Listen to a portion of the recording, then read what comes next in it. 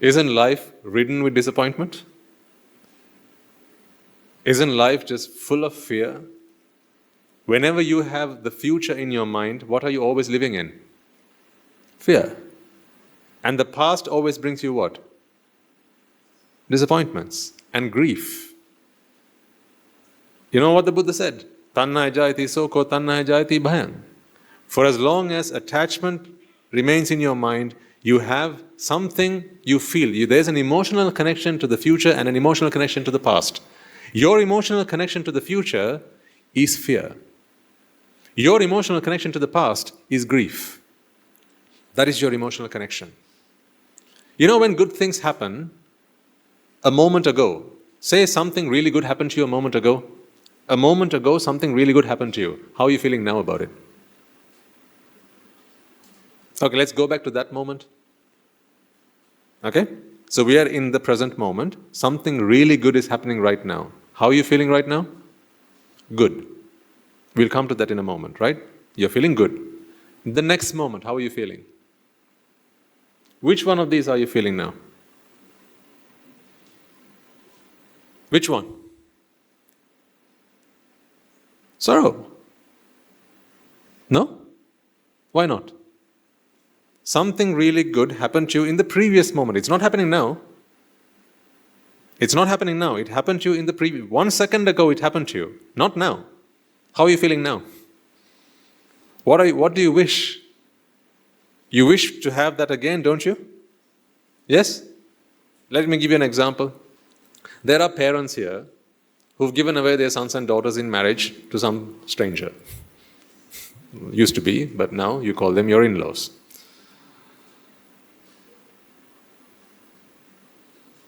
Once in a while you go around and you see them. Or they come over and you spend time with them. Right? So they're with you now. Let's imagine they're with you now. In the present moment you feel happy. Then now it's time to leave because tomorrow they have work to go to. So they come up to you, say, goodbye Amma, goodbye Tati, hugs, embraces, kisses, all the rest of it, and then they leave. Mothers and fathers, do you just say goodbye, shut the door on your way out? Is that what you tell them? Do you tell them, okay, thanks for coming, just shut the door on your way out? You know, you can see yourself out, can't you? And on your way out, can you please make sure you padlock the doors, please?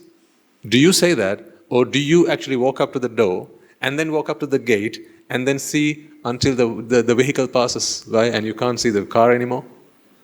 Don't you go and stand around the corner? Have you not seen your parents do this for you? What are they wishing for? They're wishing that the past continues.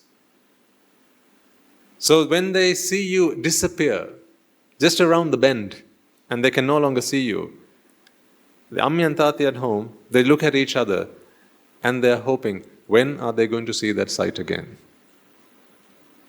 Whereas you are away with your family, you're talking with each other, you're enjoying, talking about the good things you did, and you're talking about tomorrow because you have work to go to. But mom and dad, they're at home.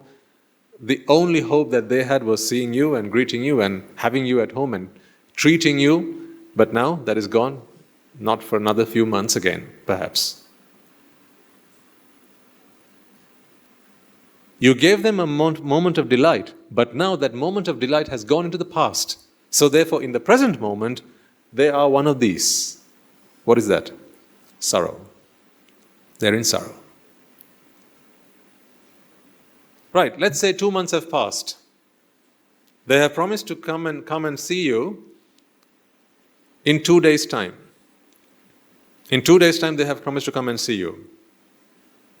You get a call from your son or your daughter, and he or she says, Ami, we are planning on coming, but, not but.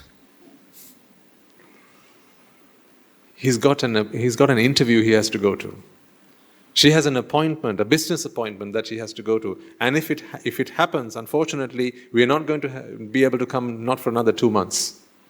It's only every 2 months they can make this trip. But if this interview happens, if this appointment happens, then they're not going to be able to come to see you for the next 2 months. So the moment you hear that phone call, the moment you hear their voice and they say, we are going to come on day after tomorrow, but the moment you hear that but, now what comes into your mind? Which of these come into your mind? What comes into your mind? Fear. Now fear takes over. This is worry. Worry, fear, these are the two things.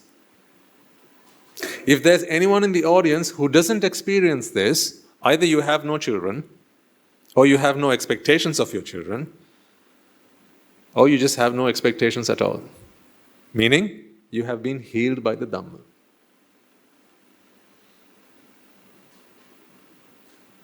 This is one example, because I look at a room full of mothers and fathers, and I know what some of the things, some of the things that you have to go through.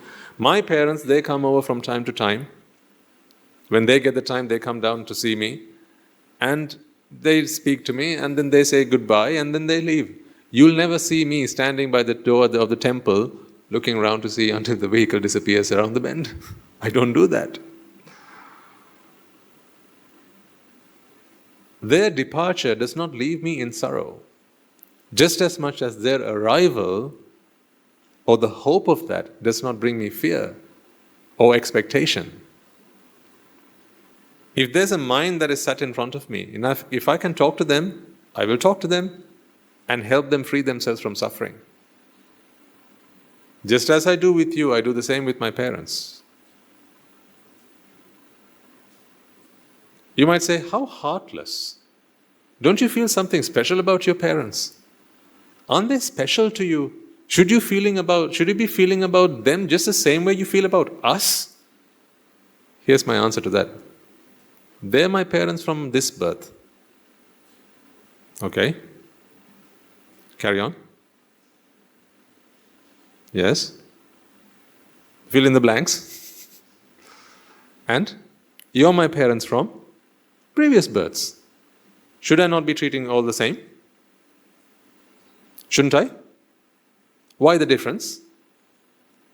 Here's the deal. My parents in this birth, and remember this well, ladies and gentlemen, this is why we must always be grateful to everyone we meet. My parents in this birth gave me a womb.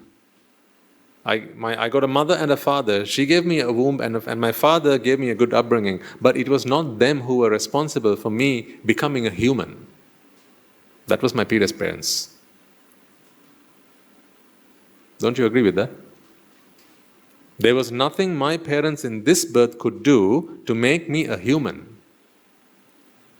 If I was a human in my last birth, for instance, my parents from my last birth, from my previous birth, they kept me safe. They kept me from doing the wrong things. They got me to engage in meritorious deeds and acquire enough merit so that I could be born a human. Now, who gave me this gift then? My parents from my previous births, and they may be somewhere in the audience today. My parents in this birth, she gave me a womb, and my father cared for me, looked after me, and brought me up healthy, and so on. So therefore, you can't expect me to feel any differently about them as I feel about you. I feel about all of you the same. As the Buddha says, in this journey that we have come in samsara, there's not a single man or woman who has not been a mother or father to you, ever. So we are all connected in some way. You just don't remember that, that's all. We don't have the sight, we don't have the ability to look back into our past and see the connections that we had, the relationships that we had. But then you have to wonder, why is it that of all the people out there, you are here in this room right now? Why it is that I am paying my debts to you? Where are the other people? Why are they not here?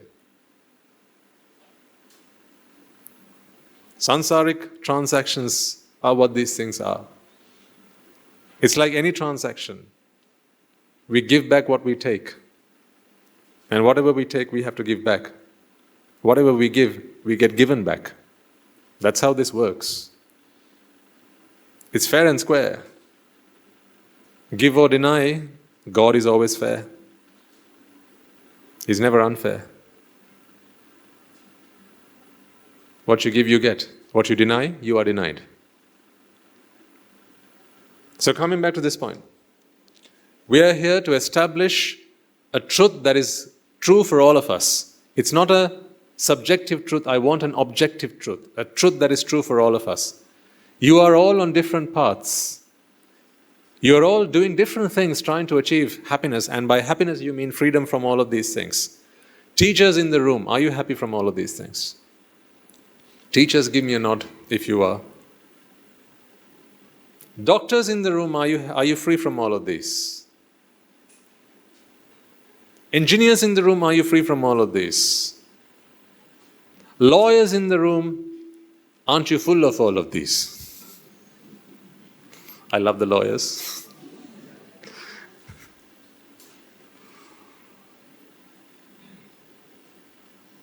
Scientists in the room, are you free from all of these? Mothers in the room, are you free from all of these? Fathers, are you, sir?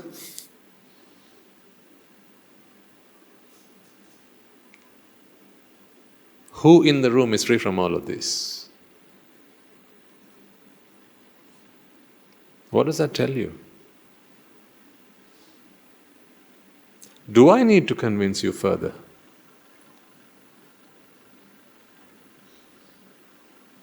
If your becoming human has to mean something, ladies and gentlemen, what meaning do you want to give to your human life? Is it not to achieve a state of mind where you are free from all of this? You know, this is what your pet dog at home can never achieve. Don't you think so? Your dog at home, no matter how much you love it, care for it, feed it, shelter it, wash it, take it to the vet, and keep it safe from other dogs in the neighborhood, right? No matter what you do, there is nothing you can do to free your dog from all of this. Yes or no? Why is that? Because you can't send him to school? Is that why? No. So then, that also tells you that going to school does not free you from all of this. Some of you here will have gone to the best schools in the land.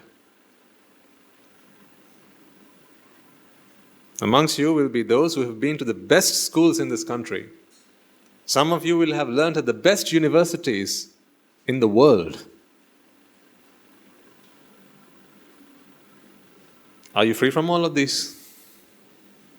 If happiness equals being free from all of these, and your pursuits were for the purpose of happiness, and you are still not free from all of these, then what was the point of becoming any of that?